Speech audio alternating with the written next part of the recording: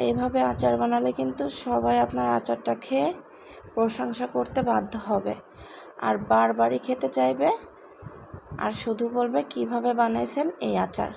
তো আসসালামু আলাইকুম, সবাই কেমন আছেন? আশা করি ভালো আছেন। আলহামদুলিল্লাহ, আমরাও ভালো আছি। তো প্রথমে আমি এখানে প্রায় 1 কেজির মতো আম কেটে ধুয়ে পরিষ্কার করে সামান্য একটু লবণ হলুদ মেখে রোদে দিব। আর এইভাবে কিন্তু আচার বানালে 1 রোদের বেশি দেওয়া লাগে না। যদি ভালো রোদ হয় আপনারা অবশ্যই ওয়েদারটা বুঝে আমটা কাটবেন। যখন দেখবেন যে না ভালো রোদ উঠছে সেই দিনই আচারটা দেওয়ার চেষ্টা করবেন। তো এই তো আমি রোদে শুকিয়ে এনেছি, আমি সকালে দিয়েছিলাম, বিকালে উঠিয়ে এনেছি, তাতে কিন্তু আমার আমটা আচার দেওয়ার জন্য একদম পারফেক্ট। তো আমি চলে যাচ্ছি চুলায়। এখন আমি এখানে একবারে খাঁটি সরিষার তেল দিয়ে দিব। মশলা কষাতে যতটুকু তেল লাগে ততটুকু আমি আপাতত দিব, আর বাকি তেলটা পরে দিব। তো এখানে আমি 5টার মতো শুকনো মরিচ 2-3টা একটু চিড়ে দিচ্ছি, আর গুঁড়ো আস্ত দিয়ে সামান্য একটু ভেজে নিব। তারপরে এখানে দিয়ে দিব একে একে মশলাগুলা।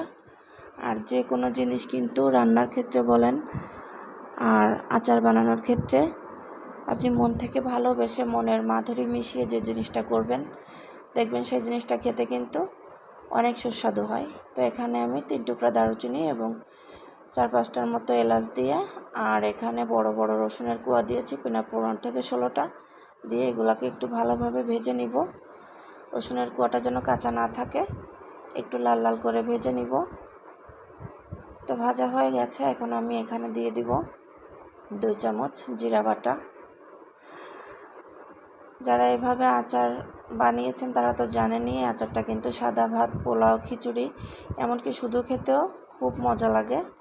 তো দিয়ে দিচ্ছি 2 টেবিল চামচ জিরা বাটা, তারপর দিয়ে দিলাম 2 চামচ রসুন বাটা, তারপর দিয়ে দিব 1.5 টেবিল চামচ আদা বাটা দিয়ে আমি মশলাগুলোকে ভালোভাবে একটু কষিয়ে নিব।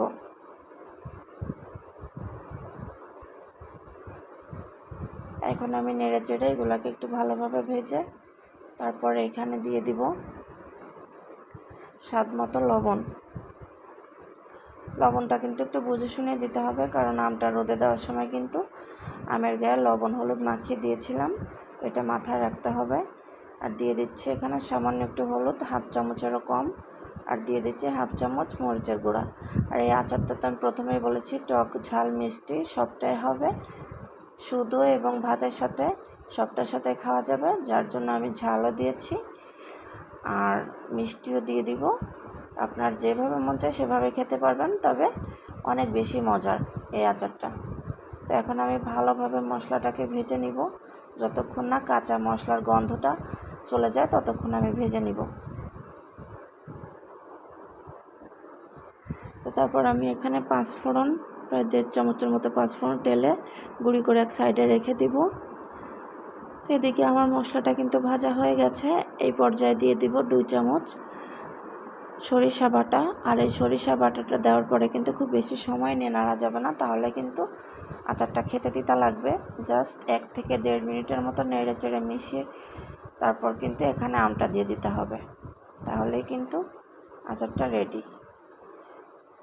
তো মশলাটা ভাজা হয়ে গেছে, এখন এটা ঠান্ডা হওয়া পর্যন্ত একটু অপেক্ষা করতে হবে। তেলটা যখন একটু ঠান্ডা হবে তখন আমি আচারটা দিয়ে দিব। এই তো তেলটা ঠান্ডা হয়ে গেছে, এখন আমি আচারগুলোকে এখানে দিয়ে দিচ্ছি। তো আমগুলো দিয়ে কিন্তু এখন ভালোভাবে নেড়ে চেড়ে মিশিয়ে দিতে হবে, যাতে প্রতিটা আচারের গায়ে মশলাগুলো লেগে যায় সেভাবে। তারপর এখন দিয়ে দিব সেই 5 ফোড়নের গুঁড়াটা।